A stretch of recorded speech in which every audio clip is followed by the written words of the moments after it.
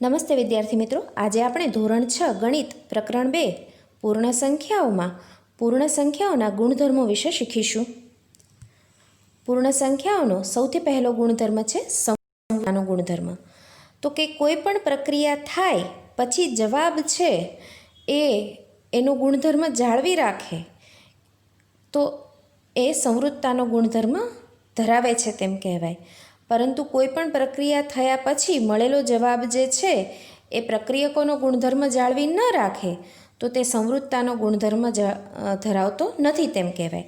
દાખલા તરીકે તમે બે હુંફાળા ગરમ હોય એવા 2 ગ્લાસ દૂધ લ્યો તો એકમાં તમે 1 ચમચી ભરીને દૂધ નાખો ને એકમાં તમે 1 ચમચી ભરીને દહીં નાખો તો અને પછી 3-4 કલાક પછી જોશો તો જે ગ્લાસમાં તમે ચમચી ભરીને દૂધ નાખ્યું હતું એ દૂધનું દૂધ જ રહેશે, એટલે કે દૂધ વત્તા દૂધ બરાબર દૂધ જ રહ્યું.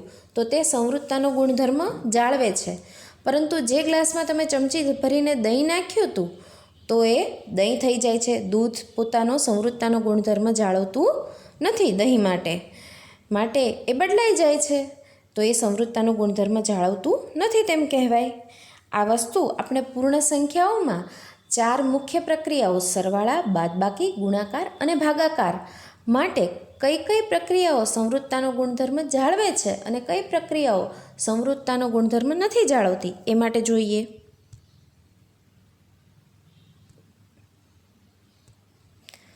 તો સૌથી પહેલાં આપણે સરવાળા માટે સમરૂપતાનો ગુણધર્મ જોઈએ.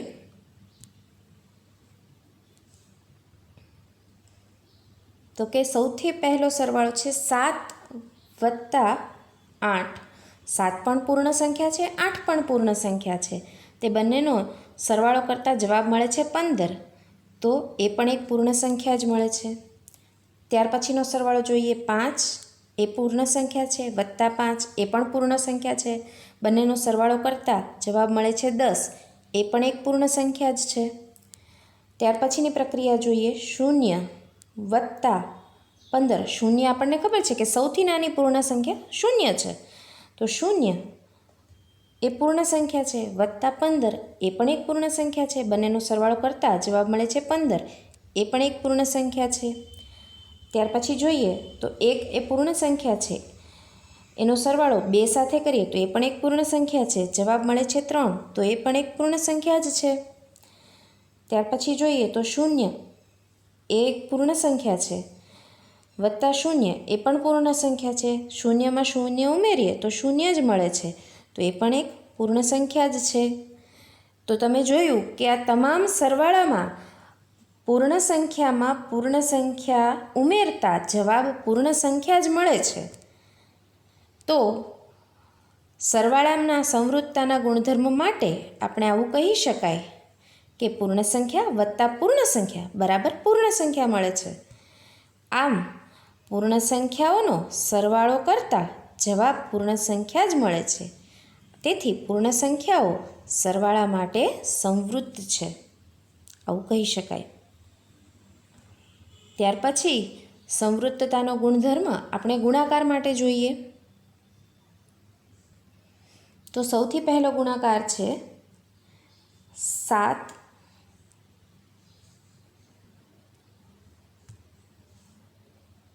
ગુણ્યા 8. તો 7 પણ પૂર્ણ સંખ્યા છે, 8 પણ પૂર્ણ સંખ્યા છે.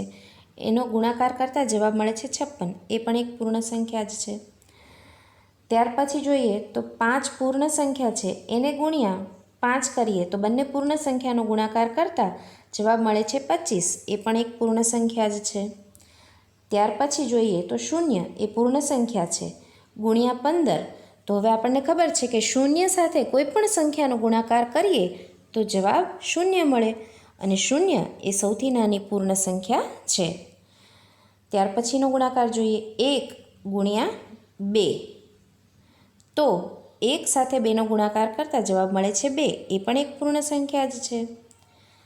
સૌથી છેલ્લો ગુણાકાર જોઈએ 0 ગુણ્યા 0 બરાબર જવાબ મળે છે 0. 0 પૂર્ણ સંખ્યા છે. આમ તમે આ તમામ પ્રક્રિયામાં જોયું કે 2 પૂર્ણ સંખ્યાઓનો ગુણાકાર કરતાં જવાબ પૂર્ણ સંખ્યા જ મળે છે. આથી ગુણાકાર માટે સંવૃત્તાના ગુણધર્મ માટે એવું કહી શકાય કે પૂર્ણ સંખ્યા ગુણ્યા પૂર્ણ સંખ્યા બરાબર પૂર્ણ સંખ્યા. આમ પૂર્ણ સંખ્યાઓનો ગુણાકાર કરતાં જવાબ પૂર્ણ સંખ્યા જ મળે છે. તેથી પૂર્ણ સંખ્યાઓ ગુણાકાર માટે સંવૃત્ત છે. ત્યાર પછીનો ગુણધર્મ જોઈએ, બાદબાકી માટે.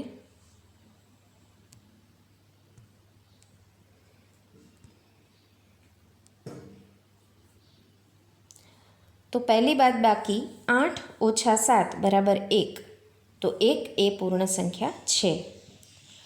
5 ઓછા 5 બરાબર 0. તો એ પણ એક પૂર્ણ સંખ્યા છે. હવે 0 ઓછા 15 બરાબર શું થાય? શું આ એક પૂર્ણ સંખ્યા છે? તો ના, એ પૂર્ણ સંખ્યા નહીં મળે. 1 ઓછા 2 બરાબર શું મળે? શું પૂર્ણ સંખ્યા મળે? તો ના, એ પૂર્ણ સંખ્યા ન મળે. 0 ઓછા 5 બરાબર શું મળે? શું પૂર્ણ સંખ્યા છે? તો કે ના. તો જુઓ, તમે આમાં જોઈ શકો છો કે દરેક વખતે પૂર્ણ સંખ્યાની બાદબાકી કરતાં પૂર્ણ સંખ્યા જ મળતી નથી. બરાબર? ક્યારેક પૂર્ણ સંખ્યા મળે છે, પરંતુ દરેક વખતે મળતી નથી. આથી બાદબાકી માટે સંવૃત્તાના ગુણધર્મ માટે કહી શકાય કે પૂર્ણ સંખ્યા ઓછા પૂર્ણ સંખ્યા બરાબર પૂર્ણ સંખ્યા દરેક વખતે મળતી નથી. આથી કહી શકાય કે પૂર્ણ સંખ્યાઓ બાદબાકી માટે સંવૃત્ત નથી. બરાબર યાદ રાખજો મિત્રો, પૂર્ણ સંખ્યાઓ બાદબાકી માટે સંવૃત્ત નથી. હવે જોઈએ ભાગાકાર માટે સંવૃત્તાનો ગુણધર્મ. તો સૌથી પહેલો ભાગાકાર 8 ભાગ્યા 4.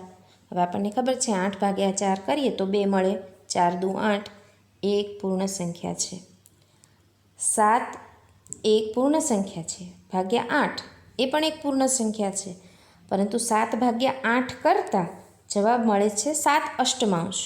આ પૂર્ણ સંખ્યા નથી, પરંતુ અપૂર્ણાંક છે.